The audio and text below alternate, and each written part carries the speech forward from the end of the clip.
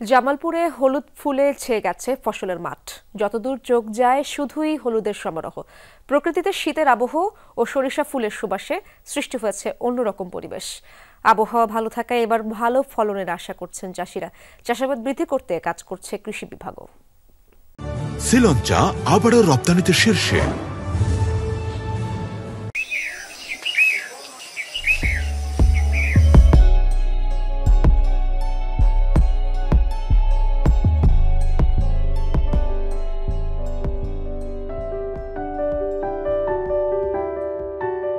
দিগন্ত জুড়ে হলুদের গালিচা, সরিষার শাসনে ঢাকা পড়েছে মাটির ধূসরতা।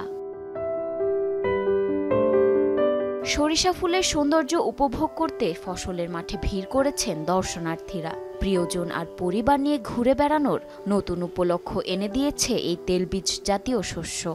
আমরা প্রতিটা দিনই এখানে ঘুরতে আসি আর খেলতে আসি। সরিষা ফুলের যে একটা গন্ধ, এই গন্ধটা পাই, এই গন্ধটা শুনে আমাদের ভালো লাগে, মানে মনটা একটু ফ্রেশ হয়ে যায়। প্লেসটা তো অনেক সুন্দর, এখানে চারপাশে হলুদের সমাহার।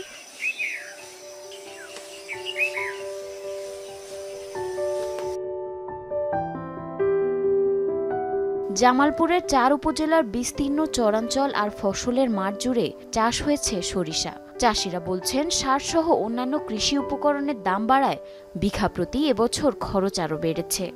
কয় বছর ধরে আবাদ করি, বছর আমরা শস্যে ফলন কম পাই, ওইখানে কিছু ধান লাগাইছি আমরা। সরকারিভাবে কিছু সহায়তা করা দরকার, কারণ এখন যে কীটনাশকের অনেক দাম, তো এই দামে তারা অনেক সময় কিনতে পারে না, যার কারণে অনেকেই ফসল করার থেকে ব্যর্থ হয়।